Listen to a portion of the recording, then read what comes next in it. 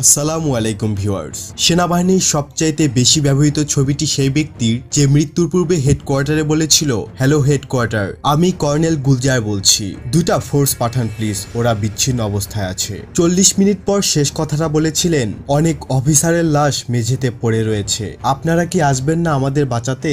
সাল 2005 ছিল বাংলাদেশের সেই কলঙ্কময় অধ্যায়, যখন জঙ্গিবাদের দৌরাত্ম্যে জনজীবন অতিষ্ঠ হয়ে উঠেছিল।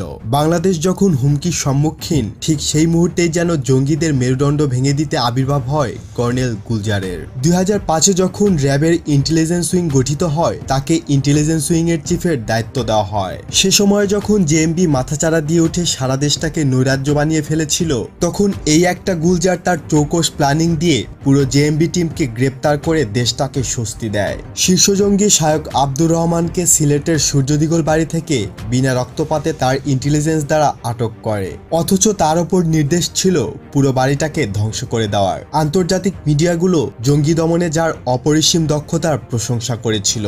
বাংলা ভাইকে আটক করার সময় সন্তান সম্ভবা স্ত্রী যখন ফোন দিয়ে জানায় এত ঝুঁকি নিয়ে কাজ করার দরকার কি, কর্নেল গুলজার স্যার তখন রাগ ঝেড়ে স্ত্রীকে বলেছিল, তোমার সাহস তো কম না, তুমি আমাকে নিষেধ করছো আমার দেশের মানুষকে বাঁচাতে? তোমাদের জন্য আল্লাহ আছে, আমার জন্য রয়েছেন, ভাগ্যে যা আছে তাই হবে, ফোন রাখো। বিডিআর বিদ্রোহ ঘটার আগে তিনি মাত্র 10 দিন আগে বিডিআরে যোগদান করেছিলেন, সুতরাং তার সাথে সৈনিকদের কোনো লেনাদেনা ছিল না। অথচ তার লাশটাই সবচেয়ে বিকৃত অবস্থায় পাওয়া যায় হত্যাকাণ্ডের 11 দিন পর। তার সন্তান তার প্রিয় বাবার লাশটি নিশ্চিত করে। 56,000 বর্গমাইলের এই ভূমিতে অনেক সেনা অফিসার তৈরি হচ্ছে কিংবা হবে, কিন্তু মনে রাখবেন, একটা গুলজার কিন্তু আর তৈরি হবে না।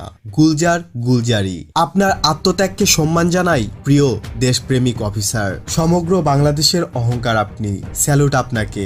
শহীদ কর্নেল গুলজার উদ্দিন আহমেদ 1964 সালের 21শে মার্চ ব্রাহ্মণবাড়িয়ার নবীনগর উপজেলায় জন্মগ্রহণ করেন। কৃতিত্বপূর্ণ শিক্ষাজীবন শেষে 1983 সালের 23শে ডিসেম্বর তিনি ইনফ্যান্ট্রি রেজিমেন্টে কমিশন লাভ করেন। কর্নেল গুলজার উদ্দিন আহমেদকে তার কর্মজীবনে সেনাবাহিনী, বিডিআর এবং র্যাবের বিভিন্ন পদে কর্মরত ছিলেন। তিনি কম্বোডিয়ায় জাতিসংঘ সহায়তা মিশনে সামরিক পর্যবেক্ষক এবং সিয়েরা লিওনে জাতিসংঘ সহায়তা মিশনে দায়িত্ব পালন করেন।